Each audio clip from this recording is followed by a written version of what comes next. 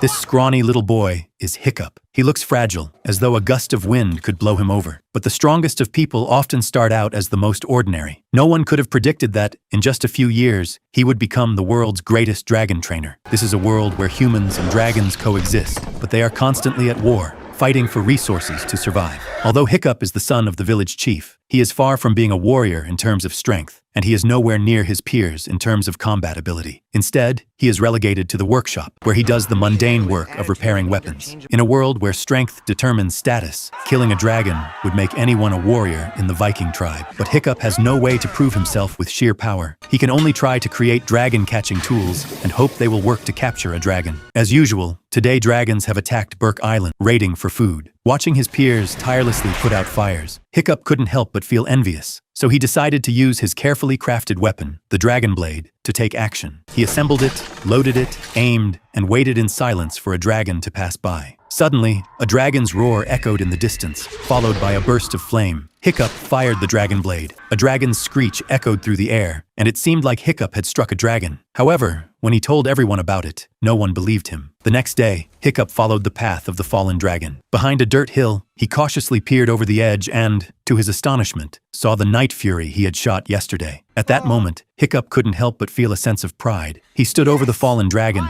imagining the praise he would receive from his peers in the future. But, as much as he hated to admit it, a person's nature is hard to change. Hiccup's inherent kindness and cowardice made it difficult for him to even steady the weapon in his hands. The Night Fury, sensing this, gave Hiccup a disdainful look. But Hiccup, desperate for the approval of others, took a deep breath and made up his mind to finish off the Night Fury. The Night Fury, seeing the determination in Hiccup's eyes, closed its eyes and gave up, ready to accept its fate. But just then, the Night Fury suddenly opened its eyes wide. Hiccup, after an intense internal struggle, chose to follow his heart rather than seek his family's approval. He let go of his anger, feeling a sudden relief. He decided to cut the ropes and release the Night Fury. After being freed, the Night Fury pinned Hiccup to the ground, glaring at him with fury and letting out a fierce dragon roar. It then dragged its wounded body into the sky and flew off. Stunned and shaken, Hiccup stood up, his legs unsteady. In life, we face many decisions, and it's rare to be able to disregard others' expectations and follow our true selves. It's a difficult thing to do, but one that can lead to true growth and change.